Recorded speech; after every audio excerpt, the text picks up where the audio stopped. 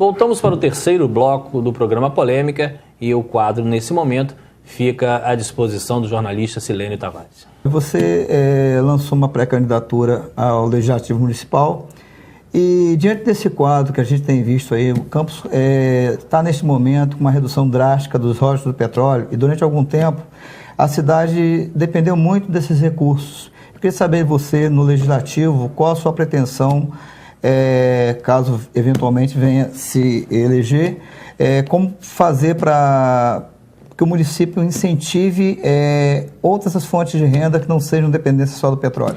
Silênio, a primeira coisa que a gente tem que colocar para quem está nos assistindo é que Campos nunca foi uma cidade rica. O grande problema é que criaram um slogan em cima dos royalties. Se você tirar os royalties de Campos, a nossa renda per capita ela é preocupante. E outro detalhe também, que também não é verdade, é dizer que a crise dos royalties ocorreu porque o barril do petróleo não está mais na faixa de $100. Se você observar dos últimos 15 anos, ele só esteve acima de $100 3 ou 4 vezes no máximo. Então a gente sempre trabalhou na faixa de 50, 55. Então o que houve realmente em várias gestões é a despreocupação com nossa renda fixa, com IPTU, com ISS, com incentivo à iniciativa privada. Hoje em Campos, por exemplo, praticamente 80% das empresas que prestam serviço para Campos são de fora, não são daqui. Basta ler o Diário Oficial. A empresa, por exemplo, do Cheque Cidadão é uma Trivale de Belo Horizonte. Recentemente, a chefe nosso do executivo, a empresa que venceu a licitação para trazer frangos para Campos, Marataízes. E por aí a gente ficaria aqui o tempo inteiro falando só disso. Outra questão que atrapalha também é a máquina administrativa ainda muito inchada. Se você observar de 1.600 a 1.700 cargos de confiança com valores ainda altos, isso faz com que essas pessoas não tenham interesse em trabalhar na iniciativa privada.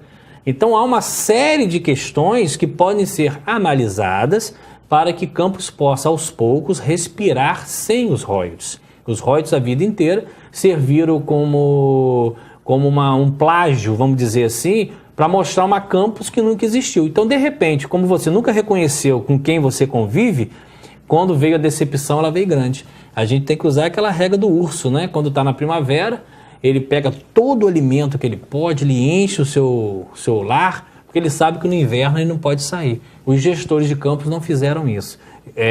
Apertar, e hoje nós vivemos uma crise e totalmente dependente dos royalties. E lembrando que nós temos uma liminar com relação a essa redistribuição que ainda não foi analisada pelo Supremo e está nas mãos da ministra Carmen Lúcia. Ok, Cláudio. Uma área muito emblemática aqui no município, principalmente nos últimos anos, tem sido a área de saúde. Campos beira a 500 mil habitantes, segundo dados do IBGE, o levantamento, e é uma área muito sensível e é o que aponta, a população mais sofre.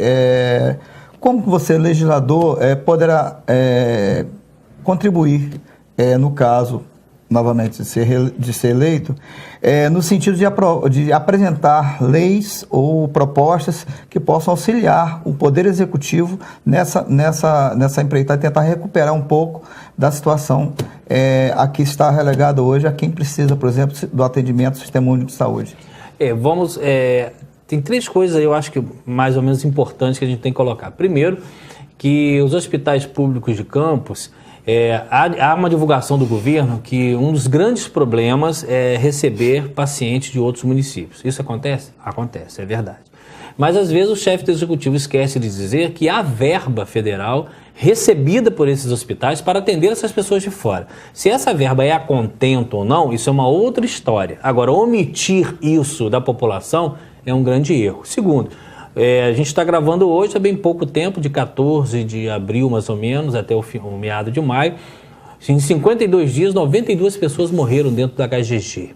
Nós não somos médicos para analisar o motivo das mortes, mas só o fato em si já havia necessidade de uma intervenção, de uma observação mais séria. Eu acho que as leis precisam ser feitas, e por que eu não toquei na lei ainda? Muita gente pode falar assim, mas os candidatos que ganham a eleição para vereador e são de oposição, não adianta fazer projeto, porque os projetos não vão ser aprovados. Aí que vem a questão, nós temos direito de petição, que não precisamos do prefeito. nós podemos arguir os órgãos públicos, nós temos a lei de acesso à informação. Então há uma série de mecanismos que pode fazer com que esses prefeitos sejam forçados a sentar com os vereadores, aí com todos, para criar sim leis que possam melhorar esse atendimento. Agora, ano passado foram 140 milhões só de SUS. Tem as verbas que são repassadas pelo governo do estado. Eu acho que a primeira coisa, Silene, antes de fazer uma lei, exatamente, nós precisamos fazer uma perícia dentro dos órgãos da administração pública.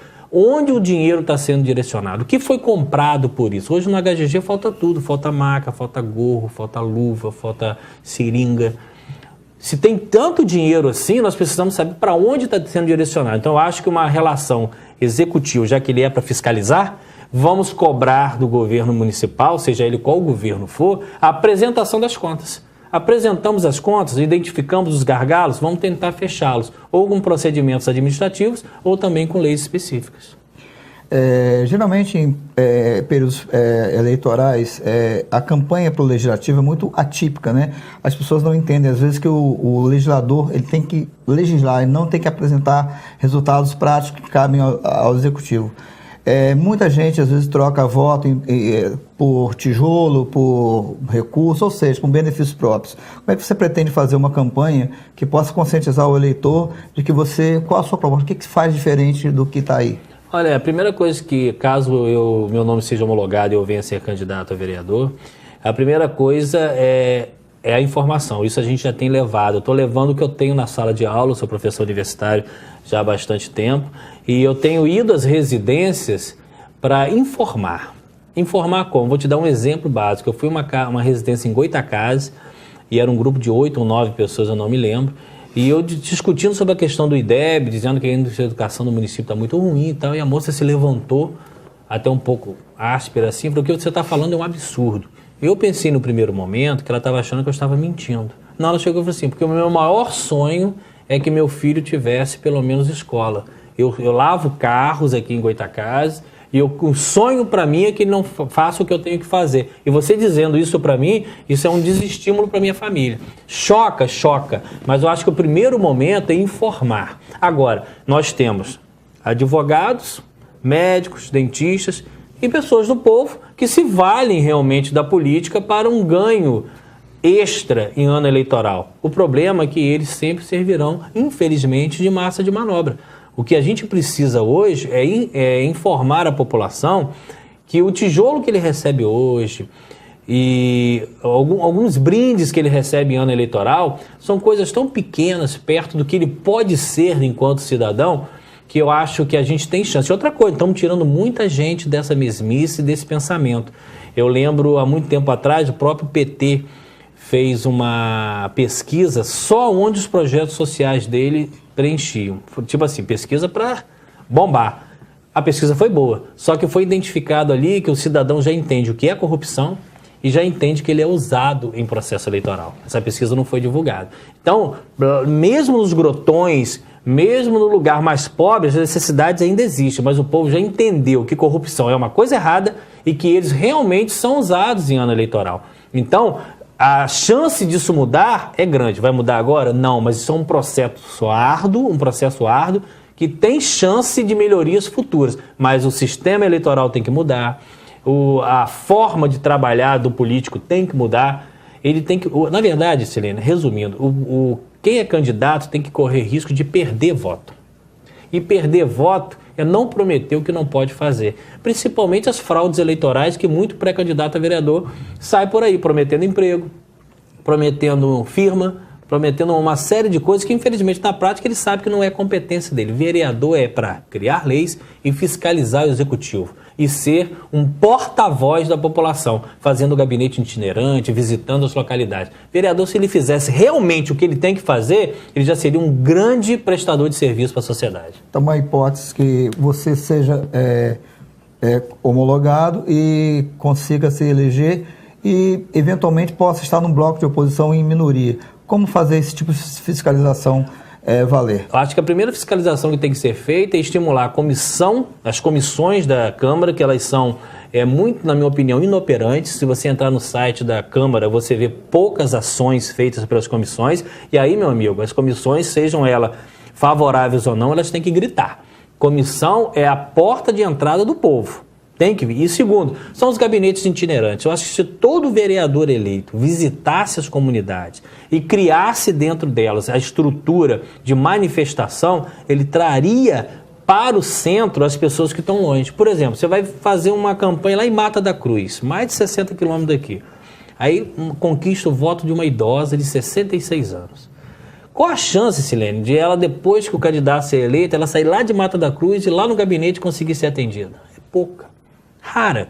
Não vamos ser aqui hipócritas, é difícil. Então, se o gabinete vai à Mata da Cruz, ele consegue identificar em loco quais são os problemas locais. A assessoria vai, trabalha com aquilo, e você começa a ir para a Câmara com mais subsídio, porque aquele teatro da Câmara hoje, que briga daqui, xinga daqui, e lá atrás toma café com bolo, aquilo ali, na minha opinião, é um desrespeito com a sociedade. Então, eu acho que vale a pena ser oposição também, com O maiúsculo, né? E essa oposição trazer os problemas para dentro do plenário. O problema é que não se traz problema. Lê esse jornal, lê um site da internet, mas não conhece a fundo mesmo aquela pobreza, aquela fome, aquilo ali que vai te dar subsídio para encarar um governo de situação e mostrar, realmente o João, o Paulo, o Sérgio precisa ser ouvido mesmo sendo oposição, porque onde ele foi, a verdade é nua e crua.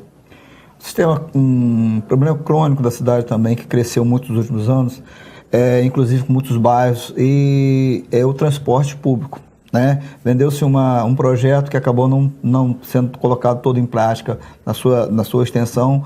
Vivemos em momentos muito complicados, com paralisações de profissionais, enfim, o sistema não funciona, as vans cresceram, não atendem a contento, muitas clandestinas. É outro setor também complicado na funcionalidade da estrutura do município. O que você pensa sobre esse setor? Olha só, a primeira coisa que a gente tem que saber é que as linhas de ônibus não são das empresas, né? As linhas de ônibus são todas elas da prefeitura. Então, é um serviço público que a prefeitura deixa de fazer e entrega a uma empresa. E isso não é feito de graça. Então, a primeira coisa que tem que ser feita pela Câmara, e aí eu volto para as comissões, é fiscalização desse serviço. Empresa A, qual é a linha dela? Está funcionando? Empresa B, qual é a linha? Está funcionando? E se isso não estiver ocorrendo, nós precisamos entrar pedindo o quê? A troca dessas empresas. Cláudio, mas isso todo mundo faz. Pois é. O problema é ter que identificar quem é o agente prejudicial que existe entre a prefeitura e a empresa. Esse é o grande problema. O maior problema hoje em Campos não é a empresa e não é a prefeitura, é quem funciona no meio delas. E se eu fosse contar aqui a história de quem funciona no meio delas, acho que o programa nem iria ao ar. Então está na hora de identificar esses nódulos. Nem sempre um serviço público de qualidade interessa. Essa é a grande realidade, né? E por isso, às vezes, a gente vê pessoas... Por exemplo, se você for a Santo Eduardo, depois de 2 horas da tarde ou 3 horas, se bobear, não tem ônibus para Campos. Se alguém passar mal, paga R$200 de uma carona. Se for aposentado, ele vem a Campos, compra um remédio, não tem dinheiro para voltar. E isso eu tenho gravado e registrado. Isso é a diferença. Você tem que ir no lugar. Nós vamos ter 600 candidatos a vereador, com certeza 400 não sabe nem onde fica a Câmara. O problema é esse. Não dá para ser candidato porque acordei e não tenho o que fazer. Você tem que se preparar, porque você colocou muito bem. São quase 500 mil de habitantes para serem geridos e fiscalizados por 25 pessoas apenas. Encerrando aqui, a educação. Temos amargado os últimos lugares no IDEB nos últimos anos, infelizmente, no universo de 92 municípios do estado do Rio de Janeiro. Outra proposta que você pretende apresentar?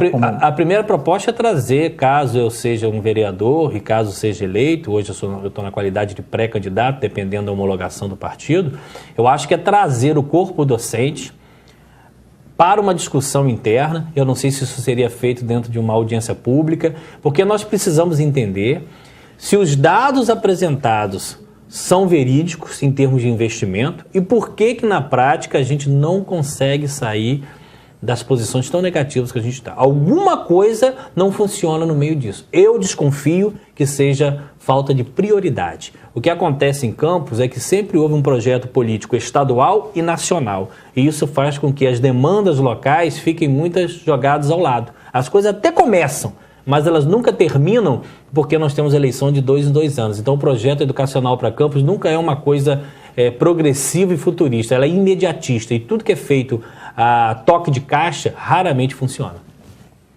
Obrigado, hein? Obrigado a você pela oportunidade. Nós vamos ao intervalo e voltamos daqui a pouco com o quarto e último bloco do programa Polêmica.